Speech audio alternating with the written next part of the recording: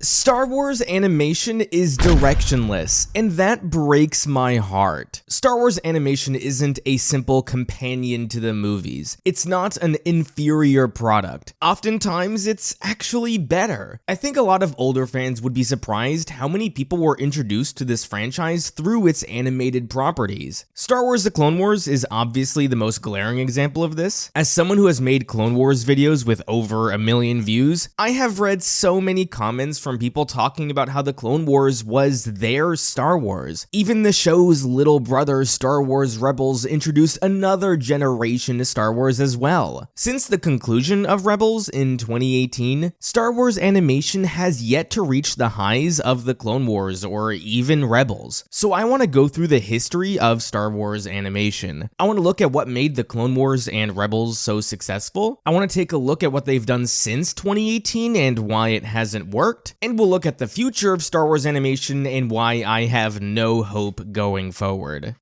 So back in 2008, obviously the Clone Wars had a rough start with the movie, but over the course of its first 6 seasons, the show built a really strong audience. So much so that the fans were devastated when it was prematurely cancelled. I think it's easy to just say the reason the Clone Wars was successful was just because it was good. Yes, the Clone Wars was mostly excellent, but it's way more than that. I recently heard someone express their frustrations with the sequel trilogy. Shocker, right? I know, but they put a thought I had for years into words. Words I think can be applied to much more than just the sequels. And it has to do with creating a sandbox with your story. Obviously, the original trilogy created the Star Wars sandbox that is still being played in nearly 50 years later. The prequel trilogy spawned dozens of books, comics, shows, and video games. The sequels haven't had much stem out from it because the trilogy didn't really create its own sandbox.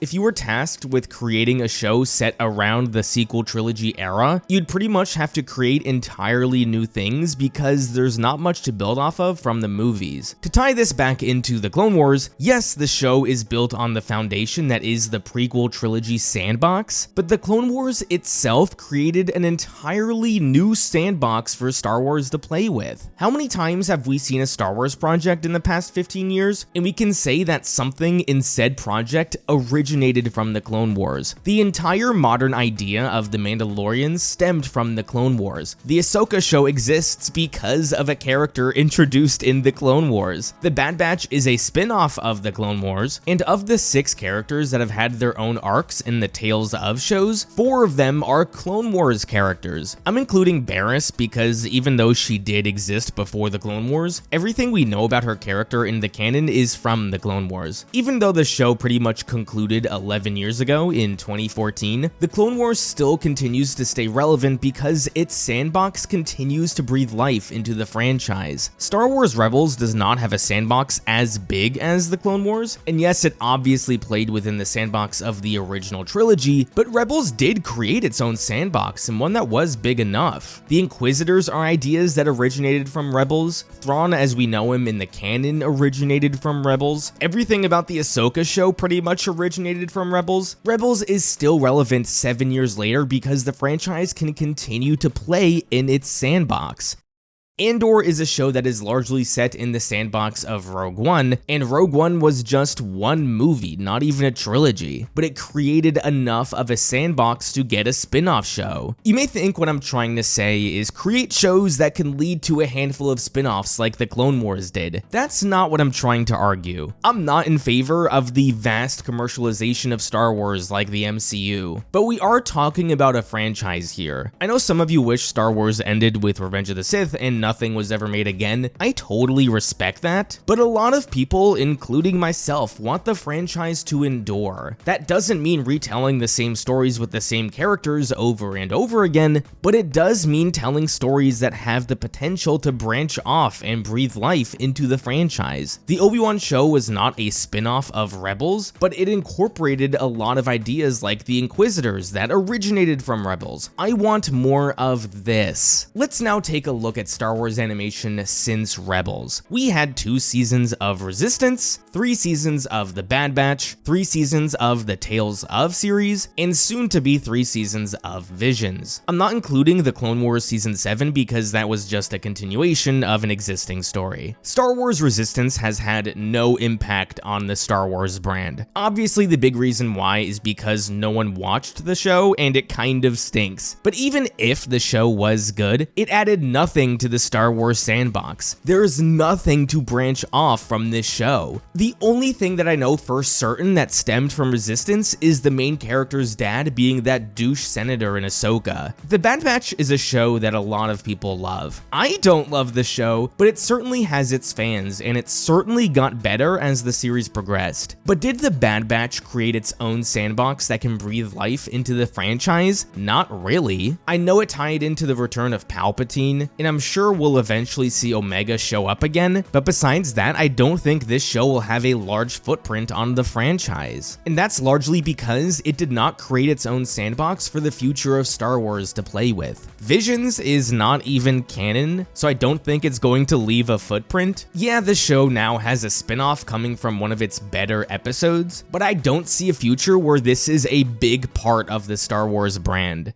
And lastly, we have the Tales of shows. Again, these shows have their highs and they have their lows, but have they breathed life into the future of the franchise? No. Look at the characters they chose to tell stories for. Morgan Elsbeth, a character they had already killed off in Ahsoka. Barriss Offee, a character who they also killed off. Cad Bane, a once popular character who they unceremoniously killed off in the Book of Boba Fett. At least Ventress is alive and has potential for the future, but she was also a character who they killed off in a book and resurrected for fan service. If you followed my channel for a while now, you would know how much I hate these Tales of shows. And it's not because of the quality of the storytelling. Some of these episodes stink, and some of them are really good. I just passionately hate the format of these shows. It seems like every year for the foreseeable future, we're gonna get a new Tales of show. 6 shorts devoted to 2 characters. I hate this so much.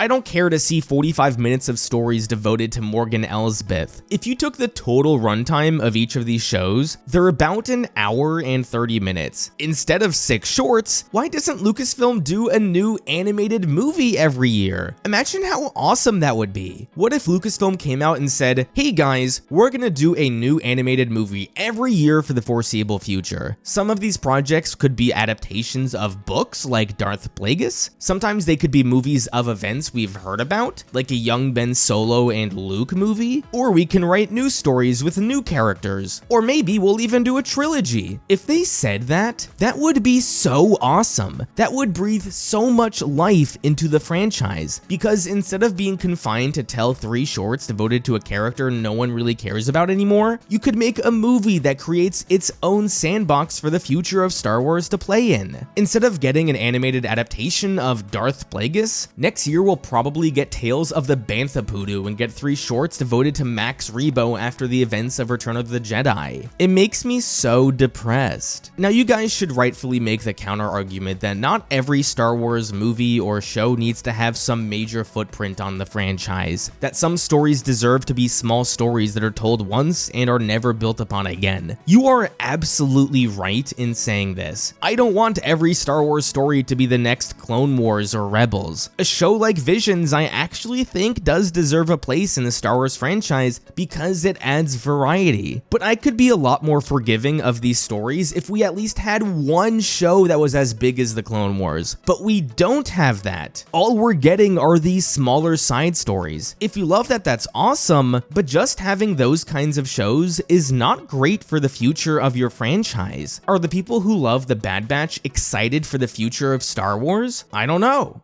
A while back, I made a video on the current state of Marvel. The argument I made in that video was that all the good Marvel movies were narrative dead ends, and the bad Marvel movies were the ones with implications for the future. Guardians of the Galaxy 3 was an excellent movie, but it had no impact on the future. None of these characters are ever going to be seen again, or at least not anytime soon. So it was a good movie, but it was a narrative dead end. The goodwill built from this movie isn't going to lead anywhere. A movie like Captain America: Brave New World was ass. ass. Sam Wilson is a big part of the future of the franchise, so the damage done with that movie was a lot stronger than the goodwill done from Guardians 3. This is why Thunderbolts being excellent was so important for the future of Marvel, because these characters are going to be important going forward. To tie this back into Star Wars, every show they have done since Rebels has been a narrative dead end. Frankly, even most of the live action shows have been narrative dead ends. As we are currently seeing with Andor Season 2, the show is so brilliant. But once Season 2 ends in a few days, that's it. Andor is over, so it's a narrative dead end. Only The Mandalorian and Ahsoka are not narrative dead ends. Everything else in Star Wars is. This leads me to the future of the franchise, because Star Wars Celebration was just a few weeks ago, and we got the announcement for the next new exciting Star Wars animated show, and it's going to be a Darth Maul show set between the events of the Clone Wars and Solo. I couldn't be less interested in this project. Darth Maul is a character we have seen die twice. I loved his return in the Clone Wars, and I was more than satisfied with his actual death in Rebels. They turned a one-dimensional character into a man trapped in the endless cycle that is the dark side. It was excellent. But then Solo came around and showed us that Maul was actually the leader of the crime syndicate Crimson Dawn. Because of this one scene in Solo, 7 years later, we are now getting a spin-off animated show explaining his rise and probable fall in the crime world. I hate this idea. We already know Maul's story, and not just that we know how he's going to die. Animated Maul had a completed story, and now they're just adding chapters for the sake of fan service. Sure, this does have potential to develop the underworld, but the underworld has been explored so many times in Star Wars. Star Wars Outlaws was a video game exploring the underworld, and we literally just got a show called Tales of the Underworld. I am so disappointed Lucasfilm is going down this route. They are just appealing to fan service of the prequel trilogy fans, and it's gonna lead the franchise to nowhere. It makes me so sad. I bet you at most, this Maul show is gonna have 3 seasons, and then after the 3rd season, people will say it's good, and then no one will ever talk about it again. The only potential this show has is that Maul will supposedly be training his apprentice Darth Talon. That could be a future interesting character, but a certain sect of Star Wars fans are gonna hate it anyway because there's no chance she dresses like a whore like she did in the EU. Lucasfilm could have kicked off something really exciting with their new animated show.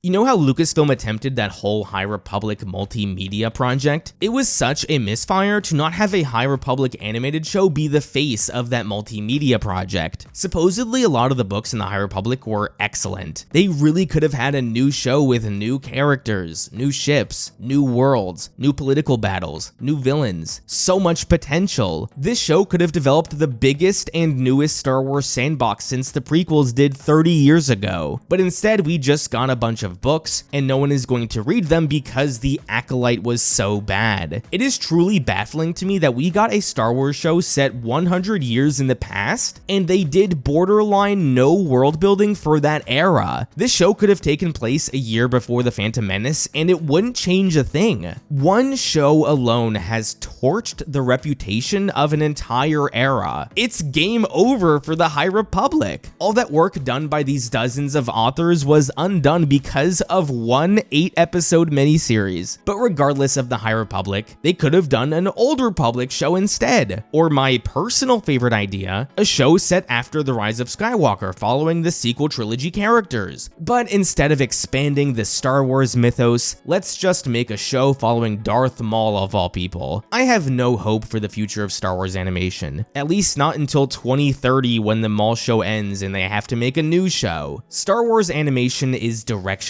and it is dying. That makes me so sad. What do you guys think about the future of Star Wars animation? Am I too harsh? Am I right on the money? Will this Maul show be great? Let me know down below. Thank you everyone so much for watching another one of my videos. Don't forget to unite the Claude Squad, and I'll see you guys next time.